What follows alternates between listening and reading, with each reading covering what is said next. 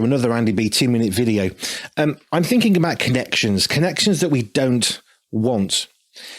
I've got a really fancy keyboard. My family bought it quite a while ago now, but it's genuinely quite a fancy keyboard. It's ergonomic, so it's contoured. It kind of tips from the middle going outwards, so it's the right angle for your hands. You can lift the front up by 3 different levels depending on how much higher you are than the keyboard.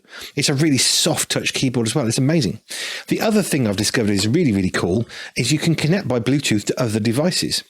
How is that helpful? Well, I have my computer and I have my mobile phone next to the computer on a little stand, and I can actually flip a button on the keyboard or press number 3 and I can type away on the computer.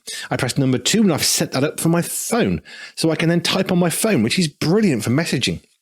And it's really handy, except on the occasions when I get the wrong button, or I've just replied to a message and start typing an email and thinking, what's wrong with the computer? It's broken. And I've just sent a completely random email to somebody because I didn't click a button. Connections we don't need. There are things which are great, which will help people in our lives, really healthy connections. There are also really unhealthy connections. One of the hard things as a Christian in the Western world in the 21st century is saying that person, that connection, that's a really unhealthy connection, because people will say, oh, you've got to love them and forgive them. You've got to maintain that relationship and be an example. And yes, that can be true.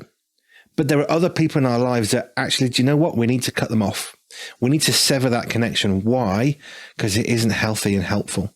Jesus did it. If you're thinking, oh, that's terrible, Andy, Jesus Christ on this earth did exactly that. There are places where he just would not go. There are places where he didn't stay. There are people who he would not talk to. Why? Because those are connections which were not helpful. If it was right for him, it's definitely right for you and for me. Have a look at your friends in your life, people who are in your circle of influence who can influence you, and verify that they are good connections, because some connections are unhelpful. There are some connections in life we don't want. And just like flipping between 2 buttons on my keyboard, I can write onto my computer or my phone. They're very different. And that's not a bad thing, by the way.